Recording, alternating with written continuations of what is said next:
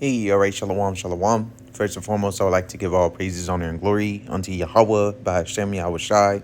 Double honors to the sincere apostles and elders of a great millstone, who are my teachers, and peace and salutations to you, brothers out there preaching this word in truth and sincerity. This is the brother Yahweh Sap with another lesson, and today just going to be going into how the least of the flock is drawing them out. And when I say the least of the flock, I'm talking about those Amalekites, the so-called JWOs over there in the land of Israel right now.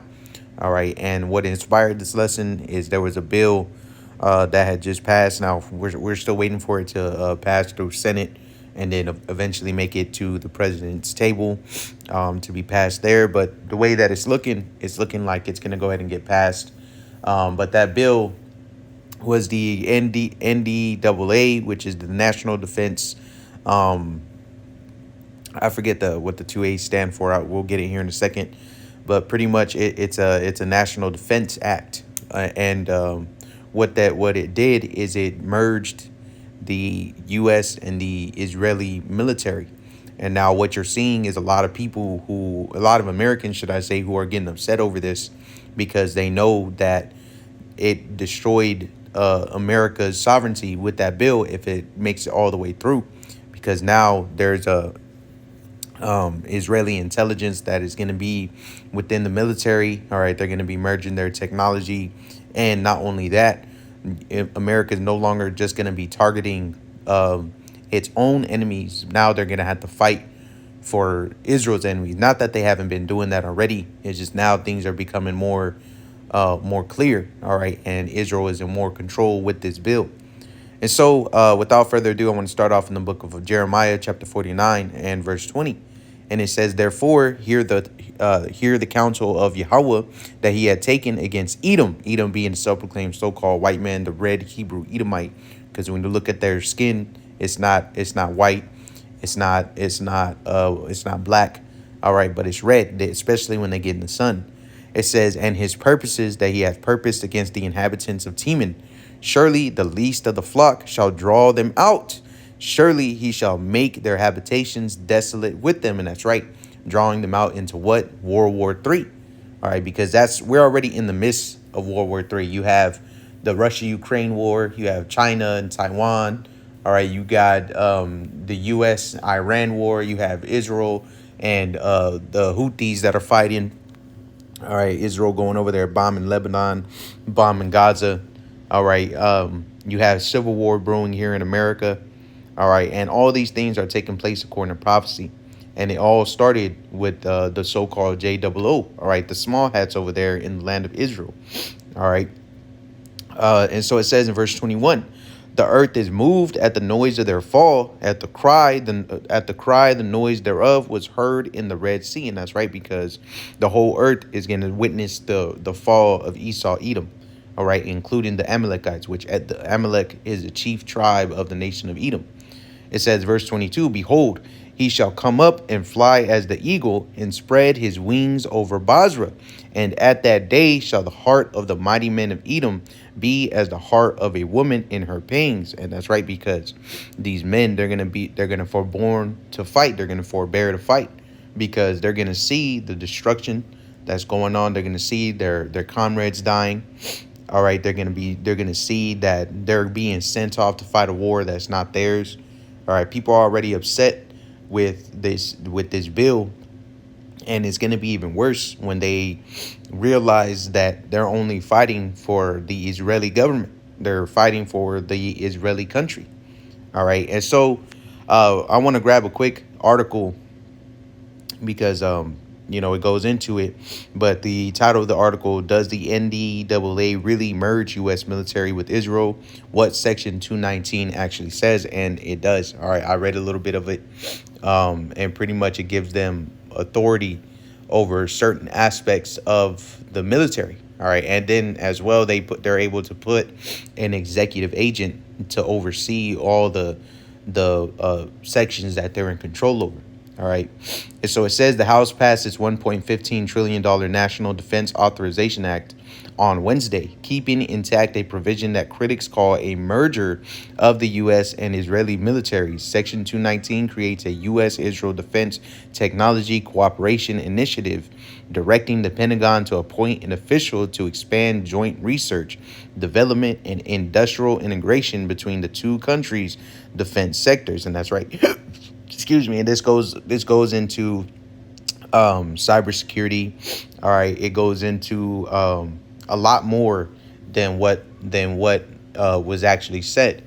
And so it says that the dispute centers on what the provision actually authorizes. Independent fact checks of the bill's language find it does not transfer command authority or place Israeli personnel under U.S. military command, but it does institutionalize deep long-term technology and supply chain cooperation through an executive agent, raising questions among lawmakers in both parties about oversight and how easily a future administration could unwind it. And so pretty much, they're saying, oh, well, it doesn't merge it.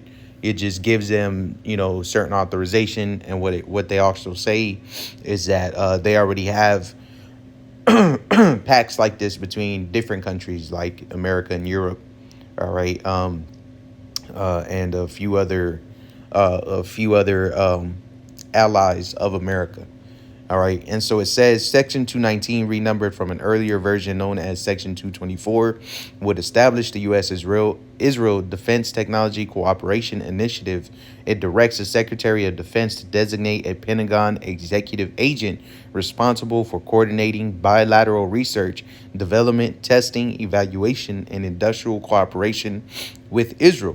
The initiative covers a wide range of technologies, including missile defense, counter drone systems, artificial intelligence, cybersecurity, quantum computing, directed energy, and biotechnology. And so that this definitely could lead into the mark of the beast.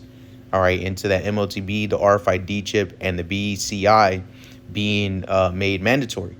All right, because Israel, which Lord's will, I can insert a few videos within this video after I get done editing and stuff, because it's something that I've been working on. But pretty much, you have Netanyahu that speaks out against anti-Semitism here in America, and I actually have an article for it. But pretty much, he speaks out about how Americans need more control over them. What's happening in America's college campuses is horrific. Anti-Semitic mobs have taken over leading universities. They call for the annihilation of Israel. They attack Jewish students. They attack Jewish faculty. This is reminiscent of what happened in German universities in the 1930s.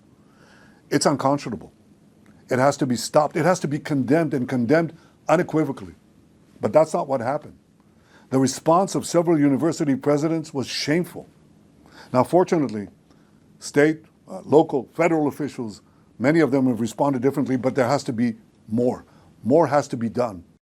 All right, so this isn't going to stop at just the military. All right, this is gonna get a lot worse, and that's why there's a lot of uprising about this. Okay, and so it says, according to a legal and reporting review published by fact-checking outlet Factually, the text does not explicitly transfer command authority, place Israeli personnel under U.S. military command, or legally merge the two armed forces. Instead, it creates a named cooperative program run through an appointed Pentagon official, with the practical effect of binding the two countries' defense industries and procurement systems more closely together over time. And you can't even trust these Salaki, I'm stumbling over my words, but you can't trust these fact checkers because it's all ran by the Mossad, right? There's a lot of control that the Israelis have over the U.S. government. All right, that's why this bill was even able to pass, because there's people who are in Congress that are both U.S. and Israeli citizens. All right, so keep these things in mind, man. And this devil has been being exposed at an all-time high, and that's why these people are the American people, should I say, are speaking out so heavily against this bill, because it's not a matter of, oh, this might be a merger, or fact checkers say it's not a merger. There's still going to be certain certain like control that the American government has over the military, and so on and so forth. But when you read the bill, this bill gives the Israelis a lot of control over this technology, like we just read, cybersecurity for who? For both the Americans and the Israelis. All right. It also said biotechnology. What is biotechnology? Right. Well, it's anything that is merges technology with man, right? Because bio means life. All right. And so it also says directed energy. All right. Quantum computing. This is no coincidence that Trump came out and said just a few months ago that they are passing a quantum computing act. All right. And then he talks about the acceleration of 6G. All right. And you can think that this is a a conspiracy theory, but from a spiritual point of view, you can see how all these things are lining up. All right, because the counsel of the Heavenly Father will stand. Let's go ahead and grab that.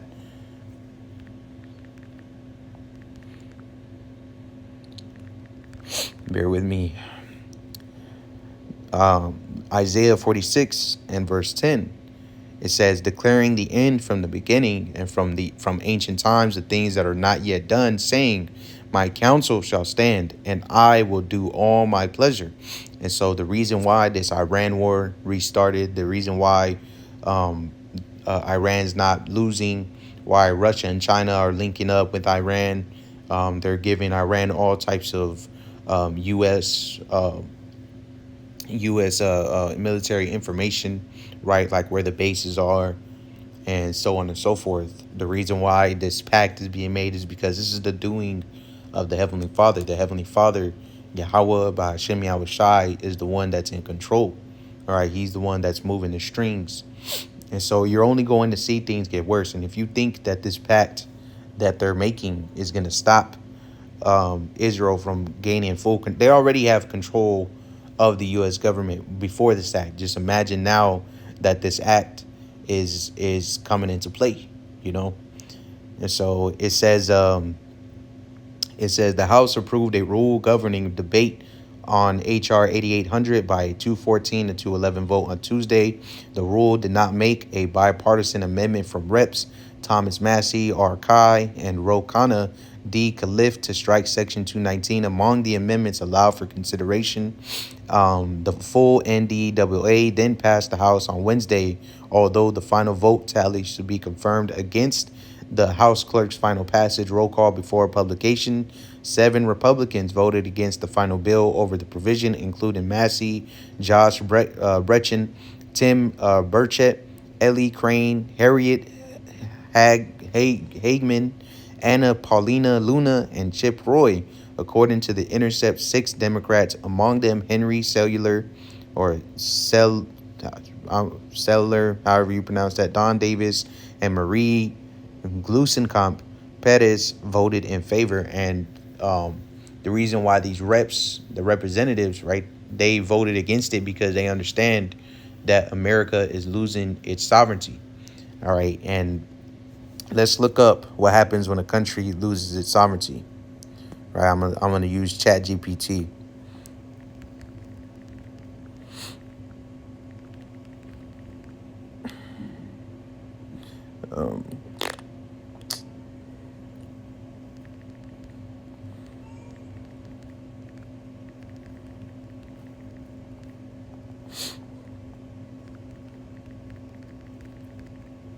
Bear with me.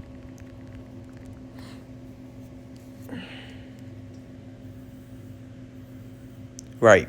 So when one country surrenders control of its military to another country, it is giving up some or all of its ability to independently defend itself or decide how its armed forces are used. This can happen in several ways, and the consequences depend on the agreement. Some of military sovereignty, the receiving country may gain authority over strategy, deployment, training, procurement, or command of the surrender country's armed forces, reduce independent decision making, foreign bases and troops. The controlling country may station its forces, equipment, or commanders within the other country's territory. And best believe you're going to have Israeli military base sites here in America, all right, because they're getting bombed to hell over there in Israel, all right, and Iran is striking a lot of its bases. So with that being said, they're going to move a lot of that over here to America. Now, of course, that is my own personal humble opinion, but I believe that's definitely going to happen. And so it says dependence for defense, right? The country may rely on the other nation for protection, intelligence, logistics, and military technology. Political influence. Military dependence often gives a stronger country significant leverage over foreign policy and, in some cases, domestic policy, right? And so it goes into historically what happened. There's military cooperation. It says it's important to distinguish between military cooperation, integrated command, surrendering military control. And so they're pretty much telling you, well, this, what just happened is not America giving up its sovereignty, but everyone knows how the Israeli government works. They've looked into the Mossad. They know about Epstein and how he was part of the Israeli intelligence. They looked into all of it. All right. And so let's go ahead and watch this video real quick, because this guy, he explains it a little bit better. The United States Congress voted to merge our military with Israel's military. This may be the last straw for American sovereignty. You don't merge a military that is ours with a foreign country's military, because our focuses are not theirs, our strategic priorities are not theirs, our moral red lines are not theirs. And by theirs, I don't just mean Israel's, I mean any other foreign country. The idea of sovereignty is that Americans decide what happens in America, that American elected officials decide what happens to the American military, not the interests, not the allegiances, not the alliances of a foreign country. This is a disgrace to the United States of America. Our founding fathers are rolling over in their graves thinking that when we should be celebrating 250 years of independence, we have surrendered the very struggle for independence to intertwine ourselves, perhaps irrevocably, with a foreign nation, a foreign military, and a foreign allegiance. It's no surprise that my opponent in the race for Florida Governor, Byron Donalds, voted yes to merge our two militaries, because he works for foreign interests and I work for you. From here on out, it's not about Republican or Democrat, left versus right. It's about right versus wrong. Republicans voted for this bill to merge our militaries, and Democrats voted for this bill. The traditional, are they a Republican or are they a Democrat? That cannot be the way we decide whether a man or a woman stands for the America First movement. It has to be something greater, something more tangible. Who do you owe your allegiance to? Because I work for one nation. I pledge my allegiance. And so, these people are they're getting upset. And so let me grab this in the book of 2nd Ezra 15, because this is what it's going to lead to. All right. And if you can't see it, well, then you're going to get caught up when all this judgment takes place. All right. So this is the book of 2nd Ezra chapter 15 and verse 14. It says, "Woe to the world and them that dwell therein, for the sword and their destruction draweth nigh. And one people shall stand up and fight against another, and swords in their hands." And that's right, because they're not going to be in agreement with each other, man. There's going to be people who believe that this merger is great. There's going to be other people who believe that they already believe that this is treason. All right. And so you're going to see a lot of Congress members starting to get harassed, and it's going to get so bad that they're going to get killed. All right. A lot of these Congress members are going to be offed because these people are finding out that they're agents for the Israeli government. All right. And so it says in verse 16, which is the point, it says, "For there shall be sedition among men, and invading one another, they shall not regard their kings nor princes, and the course of their actions shall stand in their power. And that's right. And when you grab that word sedition, it means rebellion, uprising, revolt, factitious commotion in the state. And there's gonna be rebellion because of things like this that are being passed in the House, all right, that are being passed in the government, and people are not with it, all right. And we've already seen how Netanyahu has urged the U.S. to fight against different countries like Iraq, Afghanistan, saying that they have nuclear capabilities. All right, and Lord's will, I can insert those videos as well. Regime, because a nuclear-armed Saddam will place the security of our entire world at risk.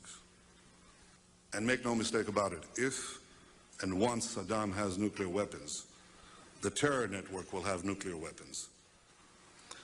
2 decades ago, it was possible to thwart Saddam's nuclear ambitions by bombing a single installation. But today, nothing less than dismantling his regime will do.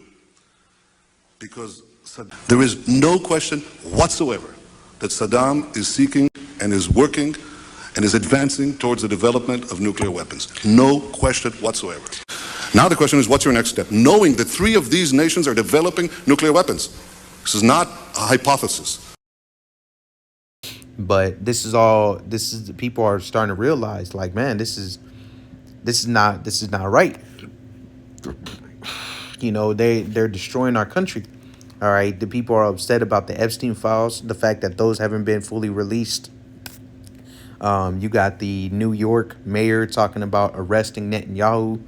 All right, if he ever shows up to New York, all right, which he ended up discovering that he doesn't have that authority, but that he ends up saying that Netanyahu is not welcome in New York.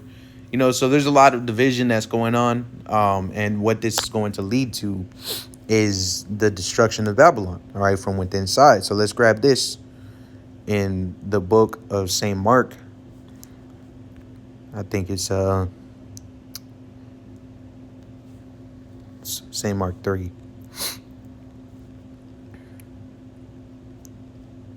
Right. This is the book of St. Mark chapter 3, and I'm going to start at verse 23. And it says, and he called them unto him and said unto them in parables, how can Satan cast out Satan?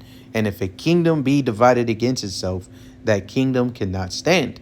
And if a house be divided against itself, that house cannot stand. And if Satan rise up against himself and be divided, he cannot stand, but hath an end. And we are at the end of Esau Edom's kingdom. All right, believe that a lot of these people are going to eventually start fighting against their own government.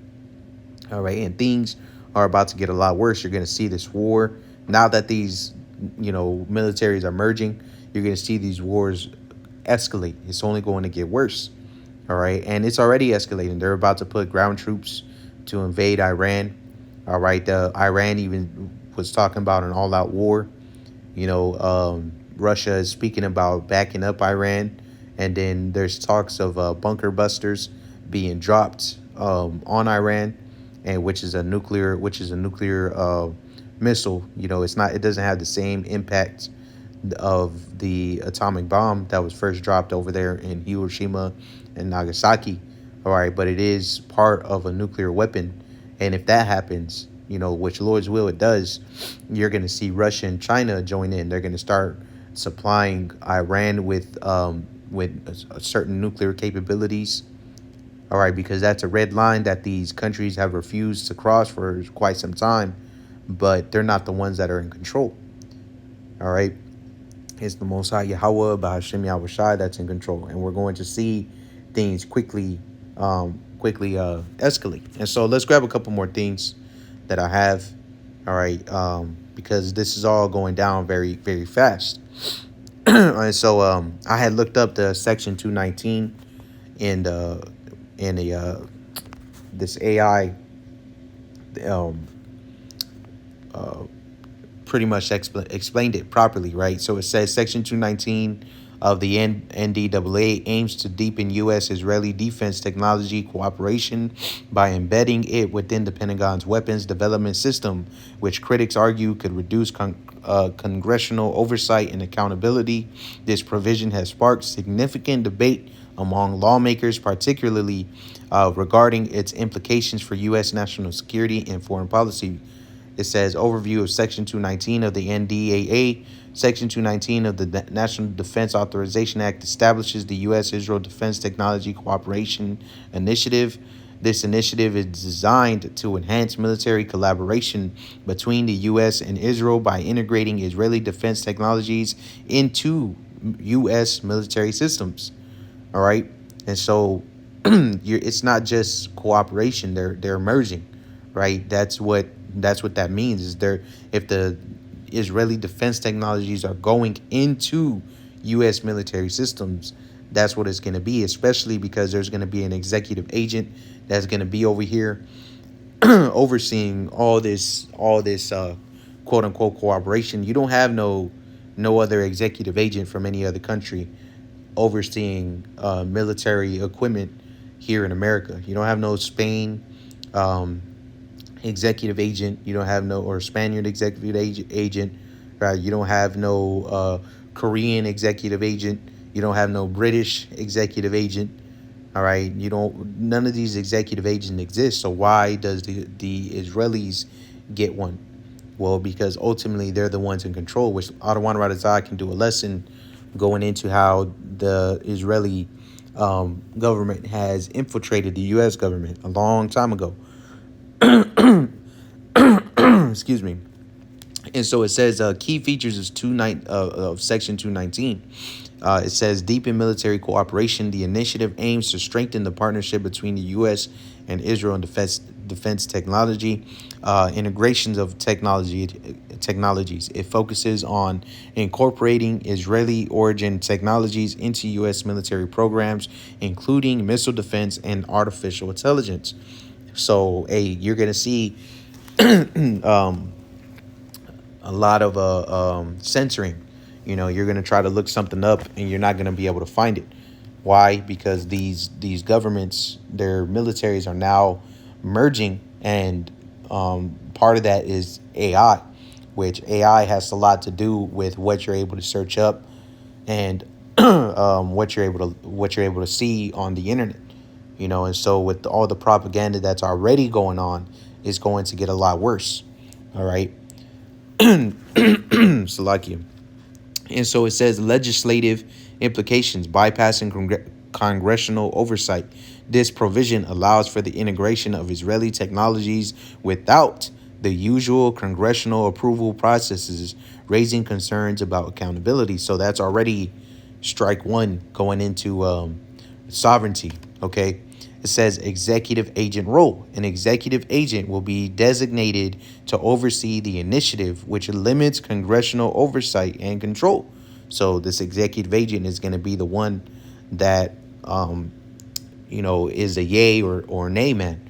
Yay, you can implement this technology, or nay, which if you've studied the Israeli government, especially their military, they view the majority of the people as what they call goyim. All right, which is pretty much a non-important being. All right, they believe that those goyim were sent upon the earth to serve them, to serve the Israelis. All right, this is what they actually believe, man. They even wrote this shit in their Talmud. And so it says concerns raised.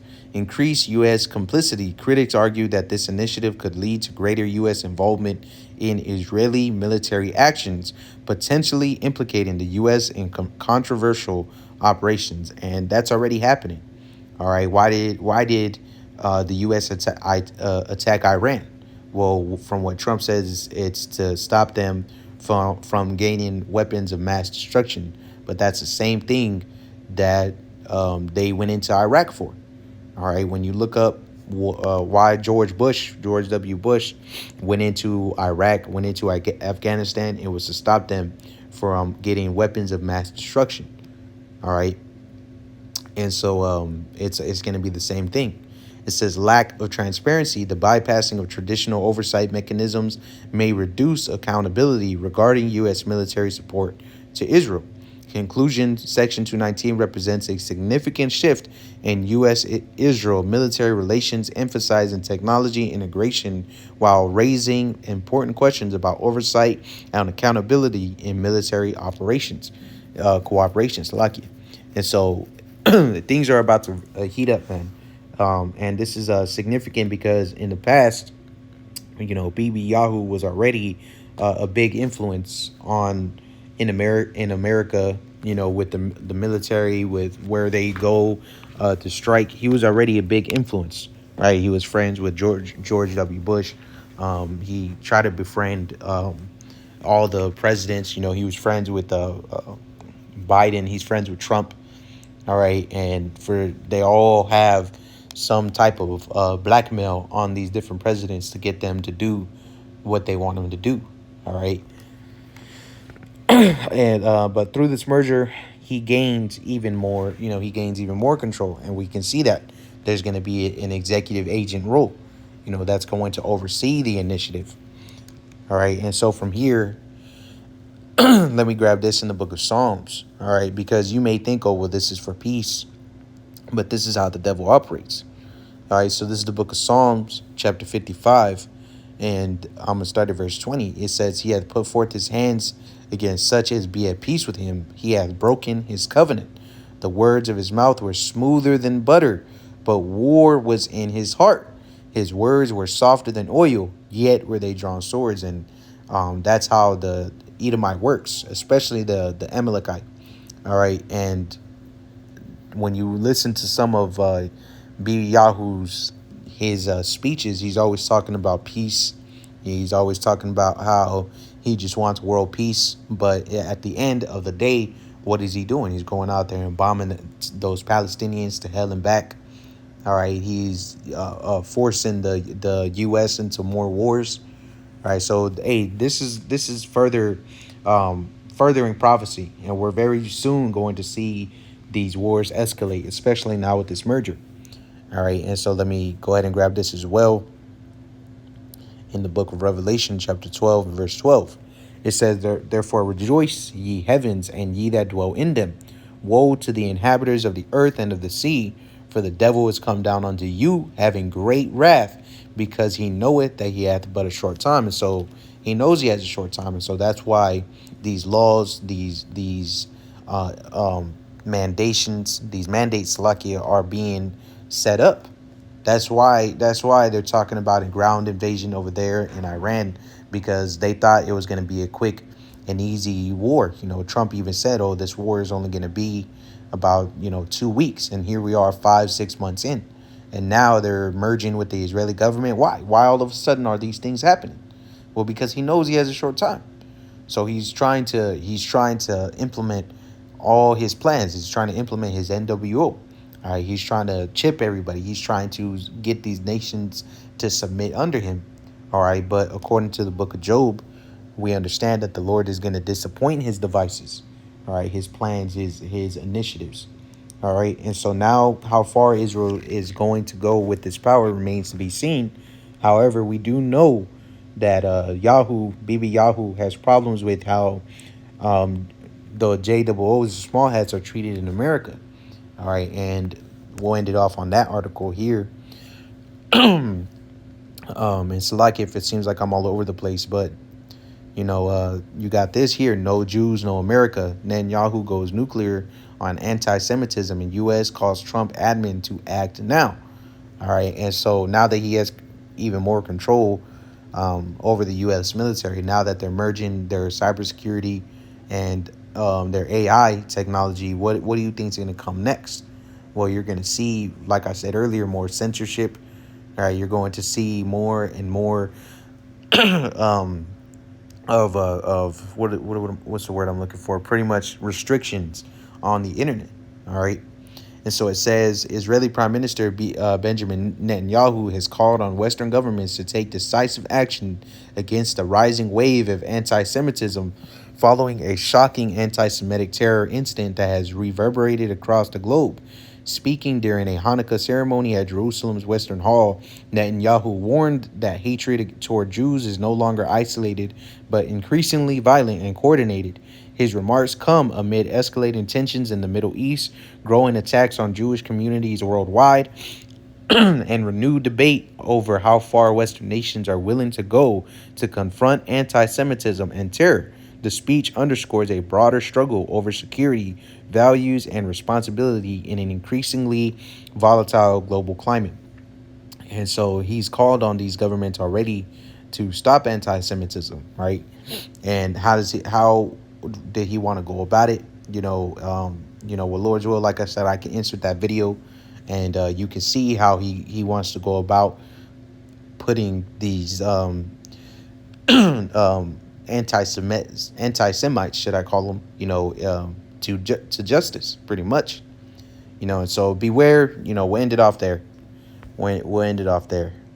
All right. In the book of First Peter chapter 5 and verse 8.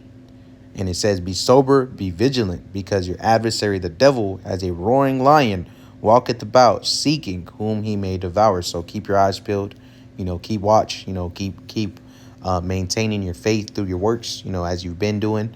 And may we be found worthy in the Heavenly Father's sight to receive salvation, because we see how this devil is moving. And you may think, well, this has no effect on anything here in America. You're only fooling yourself. All right. And so with that being said, I pray that this lesson was edifying, uplifting of the spirit. Once again, I want to give all praises, honor, and glory. Call Yahweh, Bahashem Yahweh Shai. And to the next time I say, Shalom.